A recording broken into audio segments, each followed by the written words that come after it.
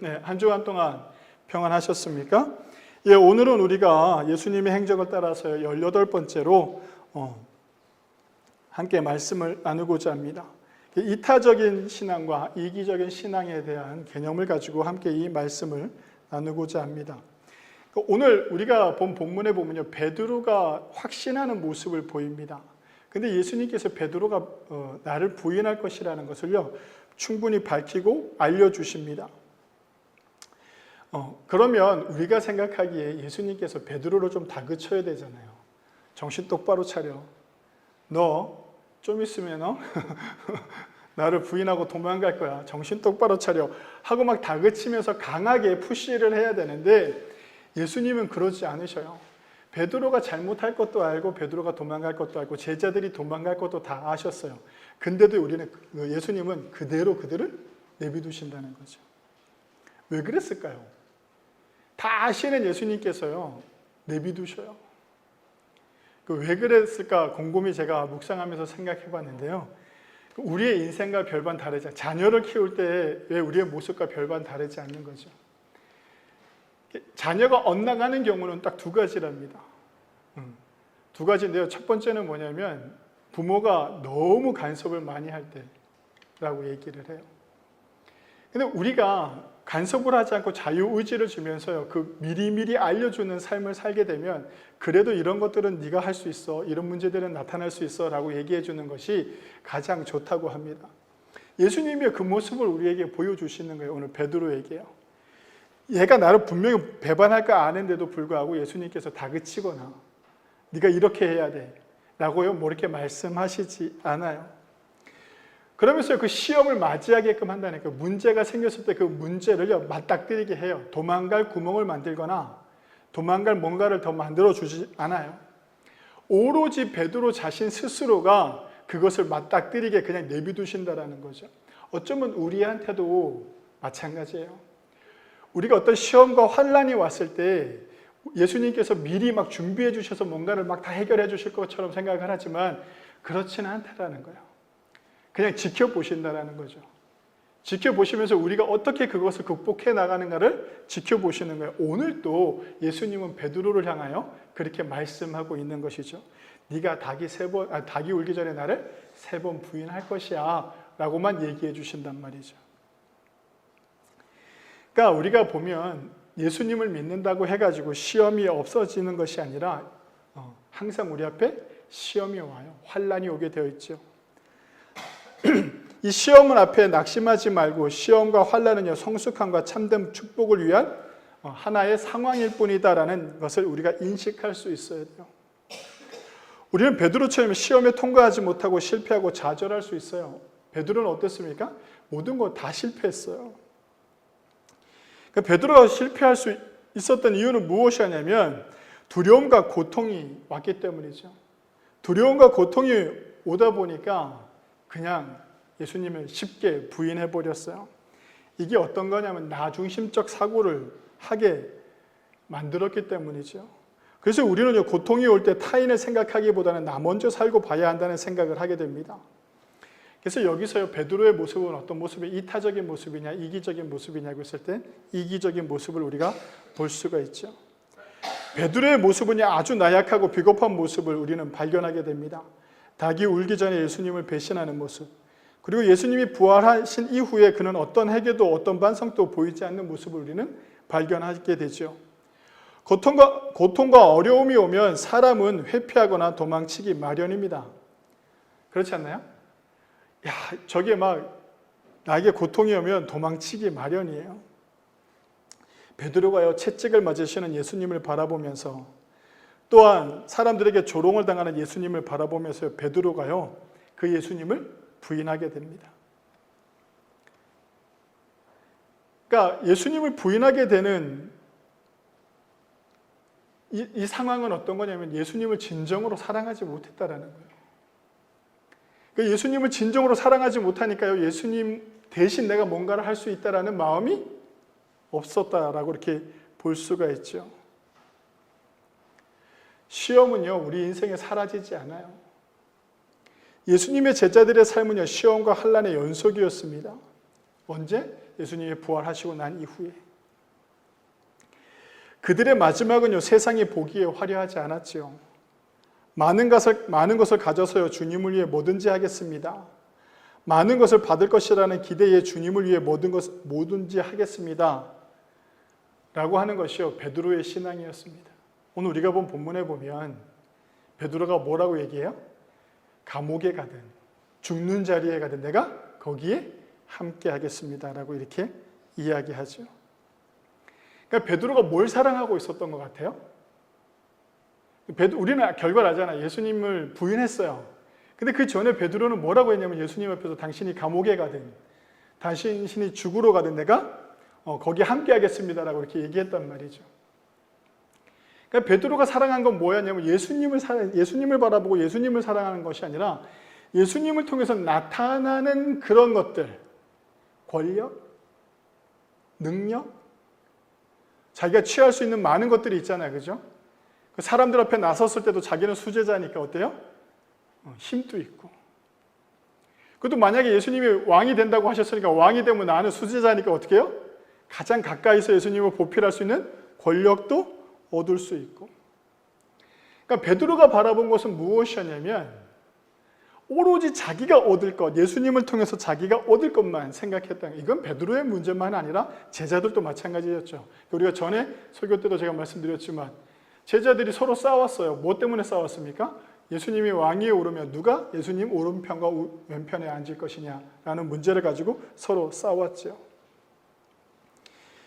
그러니까 어떤 상태였냐면 예수님을 바라본 것이 아니라 예수님으로부터 나오는 자기의 이익을 바라봤다라는 것이에요.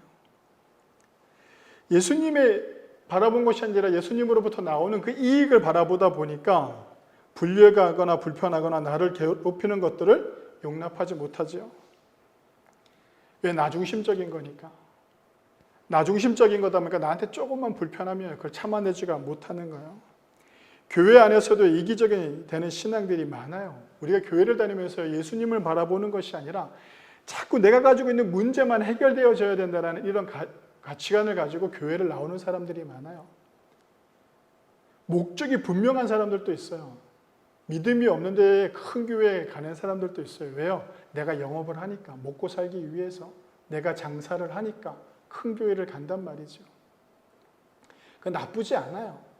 교회를 통해서 부를 얻고 교회를 통해서 관계를 맺고 이런 것들 너무 좋죠. 근데 그게 핵심이 되어서는 안 되는 거죠. 우리가 몸이 아파요. 몸이 아파서 교회를 나왔는데 예수님을 바라보는 것이 오로지 내 몸이 낫는 것에만 목적을 가지고 있다면 그것은 오늘 베드로와 별반 다르지 않아요. 왜? 내 몸이 낫지 않고 내가 점점 망가지고 있으면 어떻게 됩니까? 이젠 예수님을 멀리하게 된다니까. 오늘 누구처럼요? 베드로처럼. 자기가 얻을 것이 없다라고 생각하고 베드로가 예수님이 채찍을 맞고 사람들한테 조랑을 당하고 침을 뱉는 그 상황 속에서 어떻게 하냐면 예수님을 외면해버리잖아요. 예수님을 외면하는 그런 모습을 보이는 것처럼 우리가 사랑하는 것이 예수님이어야 돼요. 내 문제를 가지고 자꾸 예수님 앞에 나오는 게 아니라 내가 먼저 예수님을 어떻게 사랑하고 있느냐를 인식할 수 있어야 되는 것이죠. 부활 후에 베드로에게요, 주님께서요 이렇게 물으셔요. 나를 사랑하느냐? 부활 후에 예수님께서요 베드로에게 나를 사랑하느냐라고 묻는단 말이죠. 근데 이 상황이 어떤 상황이냐면 생각해 보면 부활 후에 베드로의 모습은요 변화됐다라고 이렇게 할 수 있어요. 그러니까 나를 사랑하느냐라는 이 말을 듣기 전에 베드로는 어떤 모습을 하고 있었냐면요, 좀 변화된 모습을 보여요.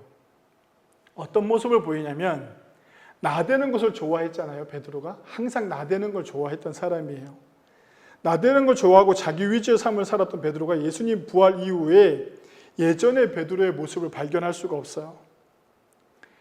예수님이 딱 부활하시고 난 이후에 마가의 다락방에 딱 나타났을 때 그곳에 베드로도 같이 있었어요.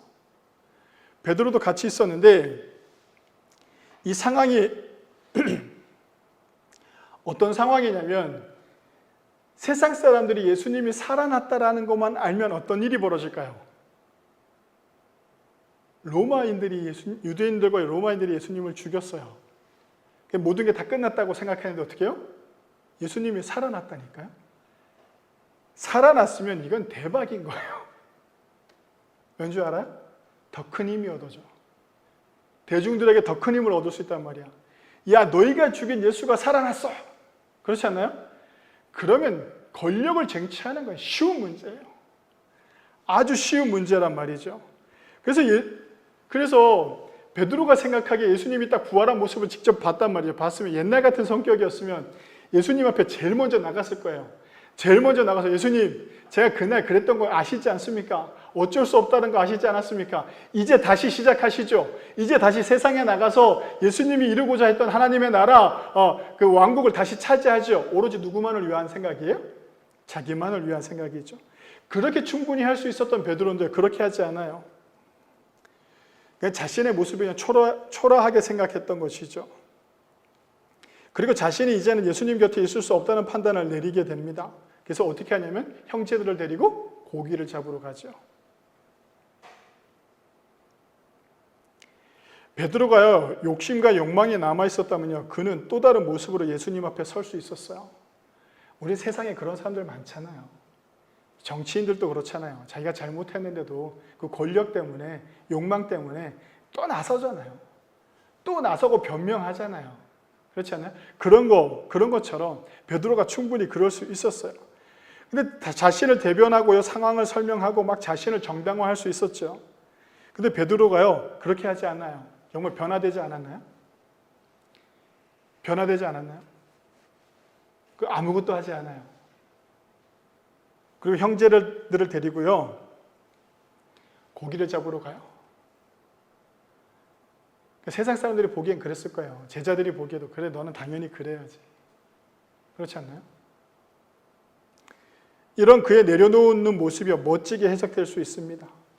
근데 이것이 사탄이 주는 거예요.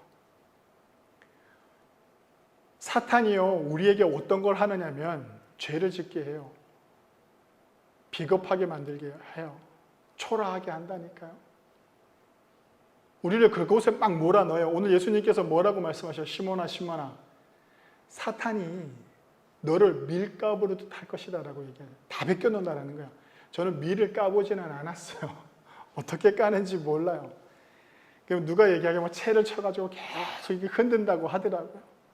그 흔들어 놓는다니까요, 우리를요. 막 흔들어 놔요. 그래서 세상이 보기에 추악하고, 세상이 보기에 좀 민망하고, 비겁하고, 초라하고, 이런 모습을 세상 사람들한테 다 보여주게 되게 된다니까요. 오늘 베드로가 그 모습이잖아요. 그죠? 그 모습이었던 거예요. 그 모습이요. 그러니까 베드로가 생각하기에 어떻게 해요? 아, 내가 진짜 내 추한 모습까지 다 드러났어. 그러니까 이제 더 이상 예수님 앞에 있을 수가 없어. 그래서 어떻게 합니까? 멀어지는 거예요. 뭐로부터? 예수님으로부터.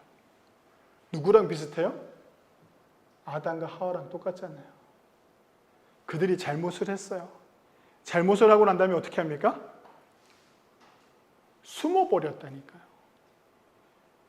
자기 잘못을 깨닫고 난 다음에 숨어버렸어요. 오늘 베드로도 어떤 모습이에요? 그냥 멀리 떠나버렸다. 예수님으로부터 멀어졌다는 것이죠. 사탄은요, 그럴싸한 것으로 포장해서 우리에게 다가옵니다. 합리적이고 이성적으로 괜찮은 모양새를 가지고 다가와서 우리를요, 밀가루 부듯 흔들어 놓아 우리로 하여금 초라하기 그지없게 만듭니다. 그럼 베드로는 예수님께서 부활하신 후에 그럼 어떻게 했어야 될까요? 다른 것 없습니다. 처절하게 주님 앞에 엎드려서 울었어야죠. 죄송하다고. 주님 죄송합니다라고 울었어야죠. 나를 죽여주십시오라고 울었어야 되는데 그런 모습을 보이지 않아요. 이건 무엇이냐면요, 오로지 자기만 생각하고 있는 거예요. 끝까지. 사단이 우리에게 주는 마음은 이런 거예요. 교회 안에서도 마찬가지예요. 내가 좀 실수할 수 있어요. 내가 사람을 좀 미워할 수도 있고 그 사람 때문에 내가 상처받을 수도 있어요. 그 내가 생각하는 우리 교회의 모습이 아닐 수도 있어요. 그건 다 누구의 기준이에요? 나의 기준이잖아요. 그것이 이기적인 신앙이라고 하는 거예요. 사탄이요, 그것을 합리화한다니까요. 야, 네가 보기에 아닌데 어찌 거기 있을 수 있어? 네가 상처를 받았는데 어떻게 거기 있을 수 있어? 라고 이렇게 얘기하는 것과 마찬가지죠. 베드로는요, 자신의 초라한 모습 그리고 과거에 자신이 한 행동으로 매몰되어 있었습니다. 그리고 스스로 판단하죠. 이곳에 더는 내가 있을 곳이 아니다라고요. 성도 여러분, 사람은요, 실수할 수 있고 실패할 수 있고 죄를 지을 수도 있습니다. 그런 사람에게 나타나야 되는 것이 무엇이냐면 진정한 회개여야 돼요. 믿지 않는 사람들에게는 뭐라고 표현해요? 반성이라고 하잖아요. 사람이 자신의 잘못을 끝까지 인정하지 않으면요, 그것은요, 어떠한 변화도 만들어내지 못합니다. 그건 누구에게 매여 있는 겁니까? 사단에게 매여 있는 거예요. 베드로는 자신이 한 행동으로 베드로는 피해를 본 것이 없어요. 생각해 보세요. 예수님이 막 채찍에 맞을 때 내가 아니야 라고 얘기했어요. 예수님이 부활하시고 난 이후에 내가 고기 잡으러 간다라고 했을 때 베드로가 가다가 강도를 만났나요? 베드로가 사람들에게 고발을 당했나요? 베드로가요, 다시 자기 고향에 가가지고요, 물고기 잡는 본업에 다시 원래 지가 하던 일을 하러 갔어요. 어떤 피해도 없었다니까요. 어떤 피해도 없었어요. 이건 뭐예요? 뭐 예수님을 미워하거나 예수님으로부터 멀어졌다고 해가지고 베드로가 뭐 어떠한 큰 상처를 받거나 큰 시험에 들거나 큰 고통을 당하지 않았다라는 거예요. 살아남았죠. 그리고 다시 고향으로 돌아가서 자신의 생업을 임했지요. 예수님을 만나기 전 삶으로 돌아갔을 뿐이에요. 베드로가 피해를 보거나 어려운 상황에 처해 있는 환경은 아무것도 없어요. 그냥 단지 뭐예요? 자기가 예수님 앞에 나타나기에 부끄러운 것뿐이에요. 자기가 잘못한 자리에 예수님이 나타나 버리니까 더 이상 있을 수 없다라는 그 마음뿐이었죠. 성도 여러분, 사탄은요, 우리의 잘못을요, 우리의 환경으로 합당화시킬 때가 있어요. 내가 주님 앞에서 죄를 짓고 혹은 다른 이들을 아프게 하고 이간질하고 교회를 흔들어 놓는 성도들이 있어요. 근데 그런 사람들 보면요, 삶에 큰 변화가 없어요. 그냥 잘 산다니까요. 어떤 분들은 그 이전보다 더 잘 살아요. 그러다 보니 이것이 하나님이 주신 축복이라고 말하면서 자신의 행위를 정당화하지요. 나는 괜찮아. 내가 옳았어. 이렇게 얘기한단 말이죠. 오로지 자기만을 생각하다 보니까 어떻게 되냐면요, 그냥 아무것도 아니게 돼버리는 것이죠. 주님이 앞에 있는데도 베드로가 회개하지 않은 것처럼 우리가 회개하지 않으면 나를 이기적인 신앙을 계속 가지고 나중심적인 신앙을 가지고 있으면요, 우리는요, 우리 마음을 다스릴 수가 없어요. 나의 신앙을요, 다스릴 수가 없죠. 지금 이 순간 우리에게 주님이 기회를 주시는 것일 수도 있습니다. 사탄은요, 우리로요, 그 기회를 잊어버리게 하며 주님을 멀리하게 합니다. 성도 여러분, 우리가 나는 무엇을 바라보고 교회를 나오는가, 나는 무엇을 바라보고 신앙생활을 하는가, 다시 한번 깊이 생각해야 돼요.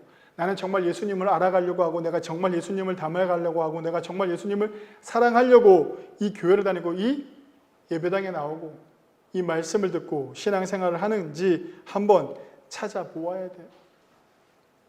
근데 오늘 또 재밌는 건 뭐냐면 이렇게 미천이 다 드러난 베드로를 주님께서 찾아주셔요.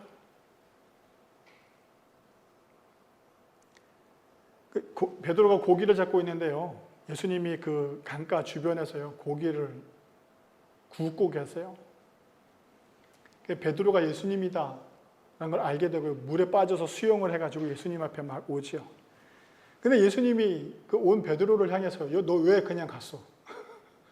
너 마가의 다락방에서 나 봤는데 왜 그냥 갔어? 이 못난 놈아, 이렇게 얘기하지 않아요. 그냥 먹여요. 그냥 다 먹여요. 다 먹고 난 다음에 거기에는 그 고기를 밥을 같이 먹었던 사람들은 베드로와 예수님 단둘이 있는 게 아니잖아요. 그죠? 그 형제들도 있었고 그 같이 고기를 잡던 이웃들도 있었단 말이죠. 그렇게 고기를 다 먹고 난 이후에 예수님께서요, 베드로에게 이렇게 물으셔요. 내가 나를 사랑하느냐? 이것도 몇 번 물으세요? 3번. 오늘 본문에 뭐라 그랬어요? 닭이 울기 전에 네가 나를 3번 부인하리라. 예수님께서 베드로에게 물어요. 3번. 그것도 네가 나를 사랑하느냐? 네가 나를 사랑하느냐? 근데 여기에 핵심이 있어요.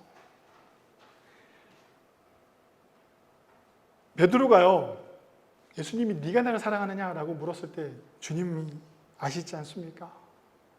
주님이 아시지 않습니까? 라는 고백을 해요. 그랬더니 예수님께서 뭐라고 말씀하시냐면 내 양을 먹이라고 하죠. 내 양을 먹이라고 해요. 좀 재밌지 않나요? 오늘요, 우리가 본 본문의 31절서부터 32절까지 제가 읽어드릴게요. 시몬아 시몬아 보라 사탄이 너를 밀가부르듯 하려고 요구하였으나 그러나 내가 너를 위하여 내 믿음이 떨어지지 않기를 기도하였으니 너는 돌이킨 후에 내 형제를 굳게 하라 라고 이렇게 말씀하시죠. 여기서 가장 중요한 단어는 뭐냐면 사단이 너를 밀가부르듯 할 것을 내가 알고 있는데 내가 너를 위해서 뭐 했다라고 표현합니까? 기도했다라고 표현하시죠. 무너지지 않게 기도했다라고 이렇게 표현을 하시죠.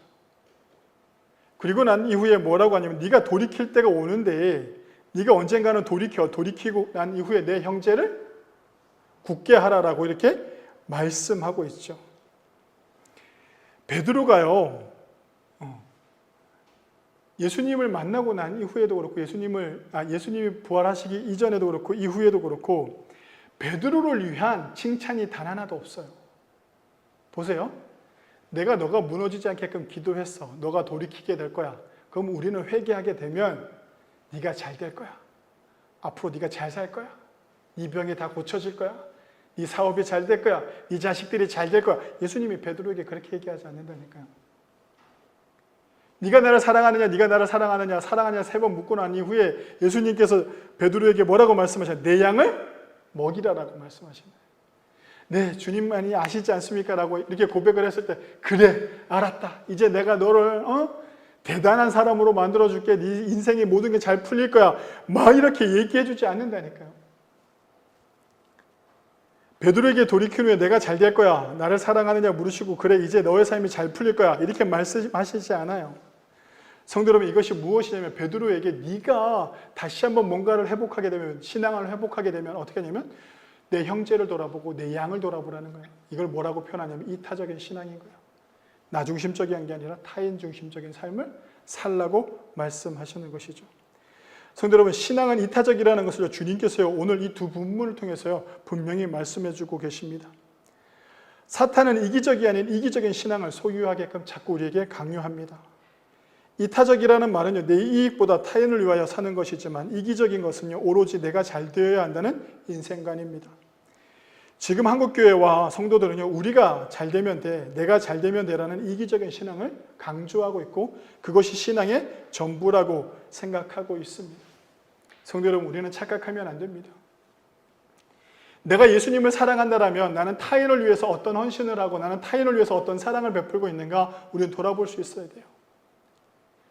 예수님이 사랑하는 나 말고 다른 사람들을 향해서 나는 어떻게 그들을 먹이고 있으며 어떻게 그들에게 예수님의 사랑을 전하고 있는가라는 것을요, 우리는 좀 지켜보아야 되는 것이죠. 내 삶은 어떤 삶을 살아가고 있느냐라는 것을 우리는 좀 돌아보아야 돼요. 그런데 우리는 실패할 수 있어요. 실수할 수도 있어요. 예수님을 좀 멀리 떠났을 수도 있어요. 신앙에서 멀어질 수도 있어요. 그런데요, 예수님이 사랑하는 사람들은 어떻게 해요? 예수님께서 미리 우리를 위해 기도하고 계세요. 나를 지켜보고 계신다고요. 그 실수가요, 실수로 끝나면 안 돼요. 실수가 실수로 끝나고 죄가 죄로 끝나면 어떻게 됩니까? 사단의 권세 아래 그냥 잡혀 있는 거예요. 우리는 실수할 수도 있고 실패할 수도 있고 죄를 지을 수도 있어요.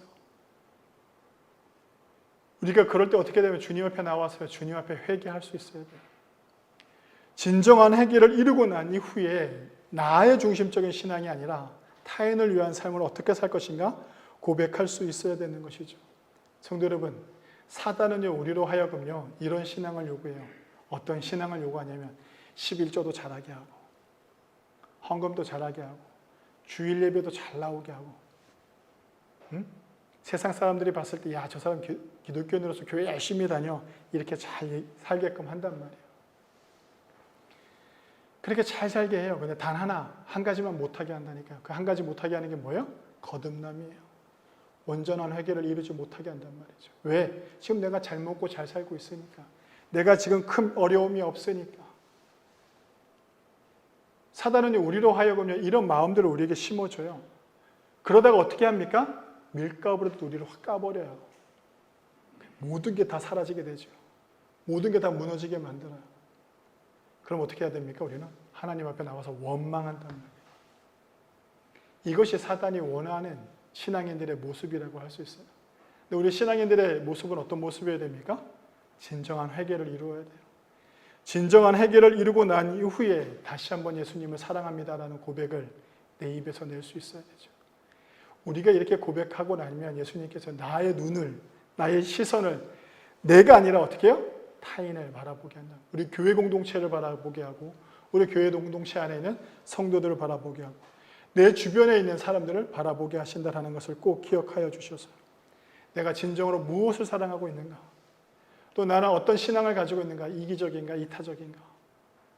정말 오늘 이 순간 이후로 주님 앞에 내가 이타적인 신앙의 삶을 살겠습니다라는 고백으로 살아내셔서 내 중심적인 삶이 아니라 신앙이 아니라 내 주변에 있는 가까운 내 가족서부터 멀게는 내 이웃, 이 지역을 향한 그런 신앙의 자세를 가지고 살아가셔서 내 삶의 지경에 복음의 전파를, 내 삶의 지경에 예수님의 사랑을 전파하고 회복시켜 나가는 귀한 증산제일교회 성도님들이 되시길 주님의 이름으로 간절히 축원합니다. 기도하시겠습니다.